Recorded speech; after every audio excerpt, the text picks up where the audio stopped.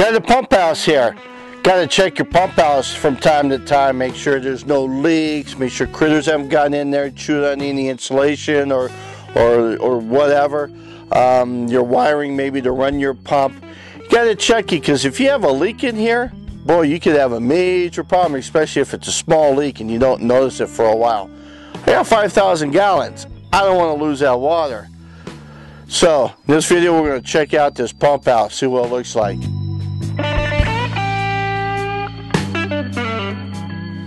Jeff, ArizonaHotHomestead. Thanks for tuning in, guys. I got to check my pump house. I should be checking it on a regular basis. I've not been real good about that. Last winter, I was checking in. Everything did great last winter. I've got heat tape on my plumbing. I've got everything wrapped up pretty heavily. And everything worked out perfect last year. But I noticed a little water leak down in here. And I can't really show it to you because I already turned off the pump. And the water's kind of dried up a little, and the way the shade is and all that, you really can't tell the difference. But trust me, it was leaking. I got 5,000 gallons. I don't want to lose that water. The other night, it was 12 degrees. But like I said, I got heat tape on it, I got insulation. Should not have froze the pipes. So let's take a look at the pipes and see what may have happened, because I got to fix that leak. So what I've done is I've already unplugged the water pump. I did that actually last night. I haven't turned off the heat tape or the heating cable. But what I had, you can't really see it on this box. This box is just sitting here. But this ground here is a little on the muddy side. And when right about here, I felt it earlier. I'm looking for water droplets so I could show you the water drops. I'm not getting any water droplets. I don't know if you can see that glow on my finger there. That's wet. So it was leaking, but like I said, I turned off the pump, so therefore it would prevent it from leaking. What I did last night was I brought out a buddy heater and hooked that up in here to keep it a little bit warmer. Now, I've already started cutting into this, and when I reach my hand down in here, it feels warm. This heat tape was on all night. This heat tape, when you look at this plug, I don't know if you can see it, but it should have a glow in there, an orange glow. And with that orange glow, that tells me it's getting power. But it still may not work. But when I do this and I feel that warmth, it makes me believe it's working. Because I just cut this. So I'm going to continue to cut this open so I can get into the plumbing. But I have to be careful because I got that heat tape. I don't want to cut into that. I'm going to unplug that just in case I do. But that heat tape should go underneath this plumbing here.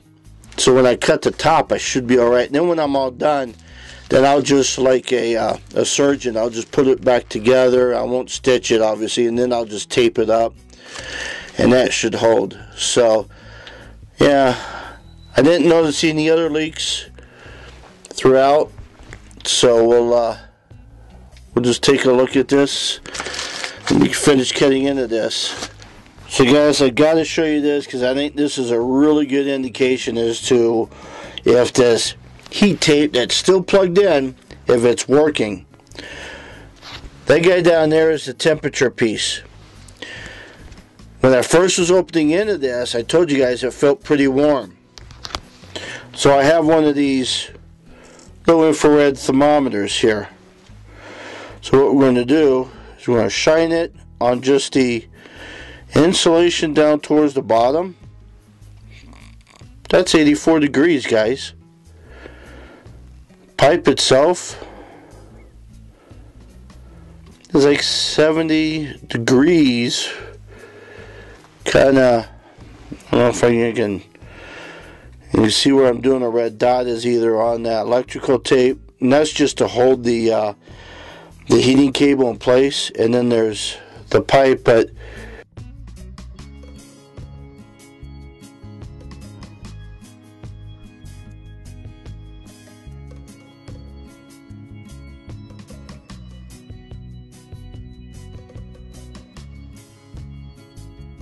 basically 60 degrees. So if that pipe is 60 degrees, 60, 70 degrees, and that insulation down there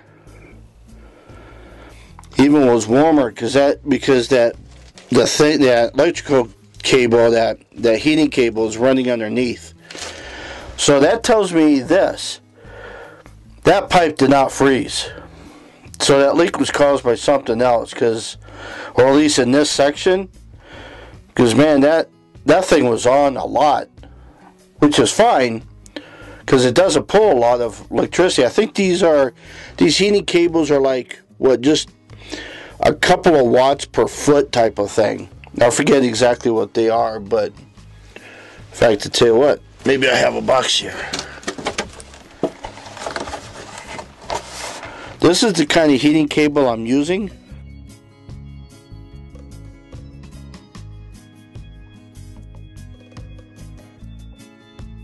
Now it does not say on here how many watts per foot. You can look it up. There's another brand out there that actually brags about the watts per foot. And this is pretty similar. So let's continue to dig into this and find out exactly what that leak is all about. Look at that leak. Well, I turned it off, turned it on, turned it off, and you can just, the water's all right in here. It's all for this union. Water doesn't feel cold, which is good. Feels cool.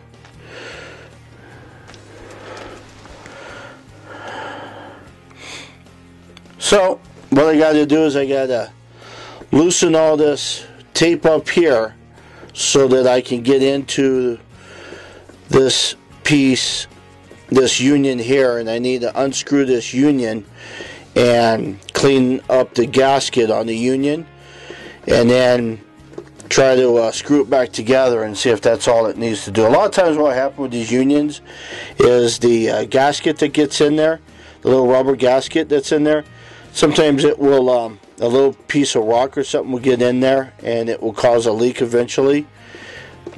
And see, look how that water is just kind of almost gushing out of there, and the water pump's not even on. So now what could have also happened, and this is what I'm afraid of, but I'll check it, is as hot as this heat tape was, I wonder if it melted the gasket in there. It might have done that. We'll have to take a look. So let me continue digging into this. This is like surgery, guys. Isn't this cool? Well, it's not cool because it's leaking. So let me fix it. So as I loosen this, water starts squirting all over the place. Well, duh, it's still under pressure. So here's what I did. I have a valve right there, so I turned off the valve. So any pressure that's being pushed from the water tank into here will stop. I also went in the RV and I turned on a couple of water faucets, so that will relieve any pressure through here as well. And then I just opened up and let it squirt for a while, and it was done. So one thing to keep in mind when you're dealing with plumbing is that you've got to pay attention to water pressure and make sure that you release the pressure so you don't end up with water squirting everywhere. I kind of did.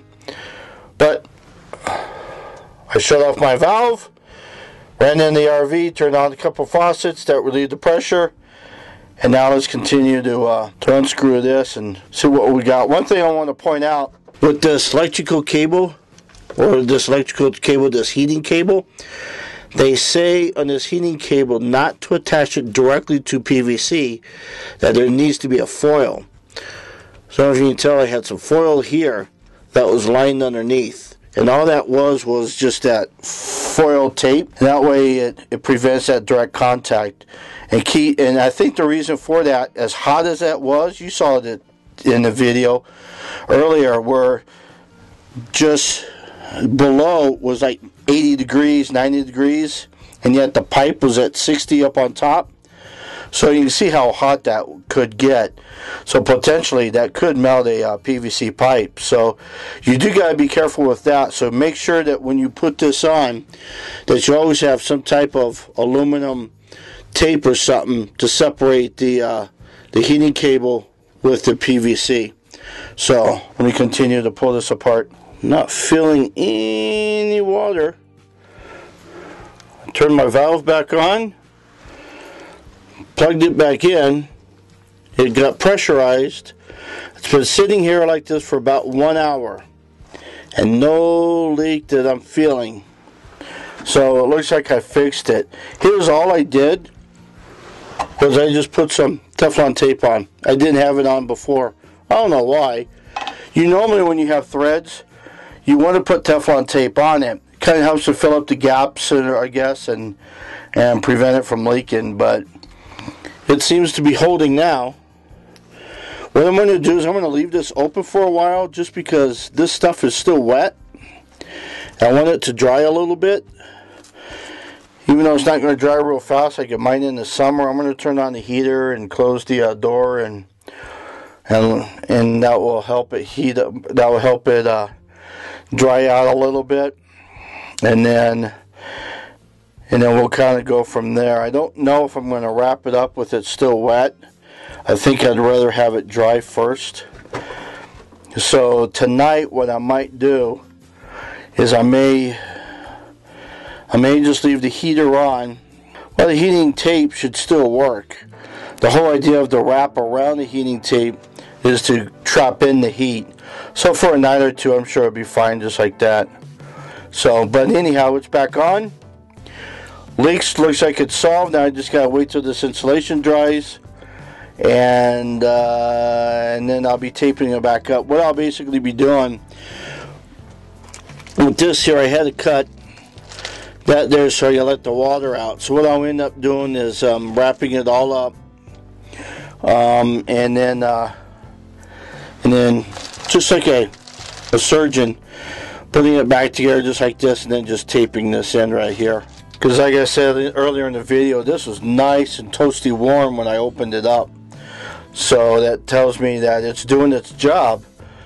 And the leak was not due to freezing. The leak was actually due to maybe I didn't tighten it right, and it finally broke loose. Done!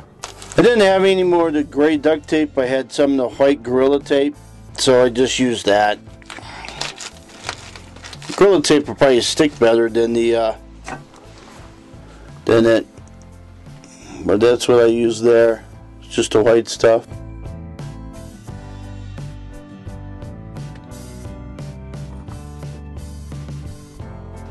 Here is the electrical tape that I used, or not electrical tape, but the foil tape.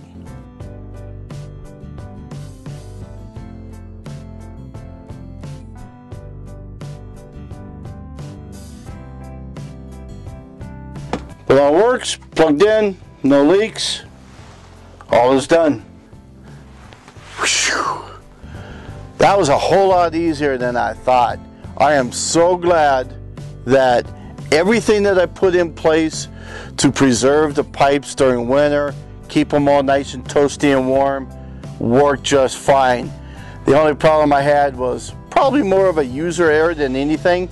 And that was maybe I didn't tighten that union tight enough. So, oh well, it's fixed. I didn't lose too much water, it looks like, and I am so glad it wasn't a frozen pipe. So, hey guys, thanks for watching. Hope you enjoyed the video. Don't forget to do that thumbs up, share the video with others, and make a comment if you wish. And hey, if you guys haven't subscribed, you got to go ahead and do so, because you know, all kinds of stuff happening on the homestead. There's a lot of stuff going to happen this next year, so you got to stay tuned for that. Got to subscribe. So, see you, bye, have fun. Woo!